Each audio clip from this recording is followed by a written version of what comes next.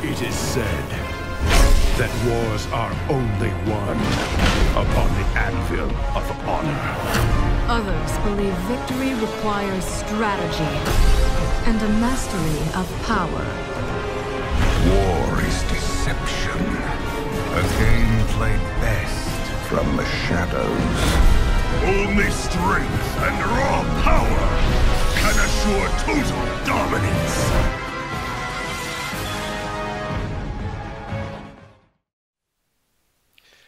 Welcome to another Lordaeron the Aftermath video. Before we start, I want to say I hate you as Venomous. I hate you Sunfall for releasing this right now with my voice as it is. So we're just gonna jump into it. It's 1.30, sorry. So we're gonna expect this after the forum game tests, so it is a little bit uncertain to when that is gonna happen, so we just have to pay attention. Miscellaneous. If the Scourge leaves, Cult of the Damned can now accept the Wretched into the Scourge. The God Tie heroes have now been changed to more information in the overall thread. You can also check the video that I have. Summary, I forgot to read that as well. This patch contains the God Tie hero changes for Kil'jaeden, Ragnaros, Egwene and Deathwing. It also includes the Sandlin that has been added by Sunfall. Some balance changes to the Trolls has been made. This includes the ability changes to Empowered Malak and Akilson. So, I will mostly read the new content and some of the balances, like I won't go into numbers and all that. Hold on. You can do that for yourself. So, new content. Going the Scourge path now unlocks the Sandlin. The Blood of lose Kael and Elaria and gain Prince Velanar as a hero. He can then unlock two heroes, Taldaram and Kel'Thuzad and Ademi Teneris, by going to Northrend in the Borean Tundra. So I'm gonna guess he's gonna get a base there, a little small base, so he has something to start with as the Scourge, or Sandlin I should say. Balance on Blood Elves. The Scourge path now requires the nuns restore Sunwell. And here is a very interesting one. Going the Scourge path now transfers the essence to the Alliance, Daron if they're left, and etc and etc. So that means if you want to give, let's say, Scourge oh god, I can't contain myself. Sunwell early on, as Sandlin, you cannot do that. It will be given to other Alliance members to prevent this. Of course, if you're smart, you can trick yourself around this by giving it before going Sandlin, but then again, you see how they fixed it. There's only one new thing for Scourge, which I have to highlight over. The Nerubian Seer's teleport ability no longer requires the Necromancer's adept training, instead it unlocks through the Nerubian Mastery. The Seers now have changed the spell as their second ability. What did I have before? I don't remember. Nothing special for Silverhand, just some of with the steam tanks, but we do have something for Mayav Shadow Song this patch, and I'm just going to take a sip of the drink here. Mayav's timer is now unlimited. She's still unrevivable and gains her revivability when Mayav kills Illidan. Illidan being killed by any other faction than Dalaran no longer gives Mayav her revivability.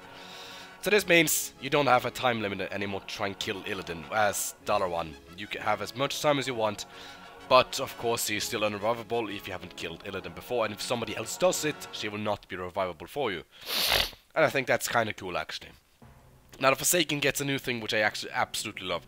The Apothecary now requires Master Apothecary Farinal instead of the Royal Apothecary, because we did see many people just teleport inside on the city, destroy it, or as Legion do, just teleport in and destroy it, which means there will be no more Apothecary for the Forsaken solo path, and of course Farinal will be unrevivable, but nonetheless he's still that.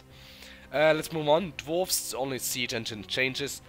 A lot of balance to Troll Empire, but I'm not gonna read through all that. I do not have the time for that. But there are some changes to the spells on the heroes here. Oh god, I almost had a burp. Now first, Empowered Frost King Malak. Power of Akali's duration increased from X to X. Its collision size reduced from 44 to 22, and its damage reduced to 50. Power of Sethrus is no longer allowed to swarm. It's now an AoE debuff that reduces the movement and attack speed of enemy units. Oh, interesting. Power of Mammoth is no longer based on Moonstone. It's now a roar that gives the, both attack and HP regeneration.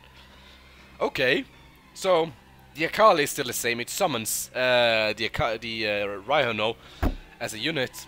Power of Sethrus is no longer an AoE. It's, you know, it reduces movement and attack speed of enemy units, which is pretty cool. and the Mammoth, which is a roar. So less AoEs for Frostkin Malak. Thank you. Killson's agility now increased, okay, and intelligence reduced. The cooldown of Vervon's Spirit reduced from 45 to 30. The area effect around each whirlwind reduced from 300 to 200.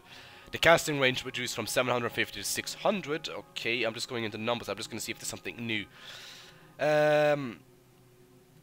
Killson's Thorns Aura replaced with a windshield, a passive that gives a Killson bonus armor and returns % of the damage taken. A Killson still receives the full amount. A Killson's ultimate is no longer a Fort Lightning based spell, instead it's replaced by Mystic Winds. It's an active spell that absorbs all damage for a Killson. It also slightly increases movement and attack speed. Alright, interesting. I don't use him too much, I can't say much about him. Hakar. This is gonna be interesting. Hakar's Voodoo Sword replaced with a Blood Rage and AoE movement speed and attack speed increase. Hakar's Immolation replaced with Drain Life and Mana. Hakar's Ultimate Summons now hits 3 units with the attacks instead of 2. The Serpent Hatchlings that will spawn after the death. Hakar's Summoned unit had the HP regeneration increase from -3 to 1. The HP increased from 600 to 800 and the collision size reduced from 22 to 12. Their rotation is set to 60 seconds. Okay. The damage on the Immolation. Okay, so basically, I'm not going to read through it all, but what I can say is the Iron Stars have received a nerf. That's what I can say. Okay. Then we also have some bug fixes, but they're not. There's some. I'm not going to read them. Okay. You guys can read that yourself and go into the numbers and everything. I won't do that because my voice can't take much longer. I'm sorry, but I had to do this. I feel obligated to do this when information comes out. So this is 1.30. It can come out next week. It can come out 2 weeks. We don't know. After the forum test games, which there's one today for LTA forum game. I don't know if it's with this, and there's one tomorrow. But that's Good vs Evil. But that's all for this video. So thanks for watching, and until next time, guys. Bye bye.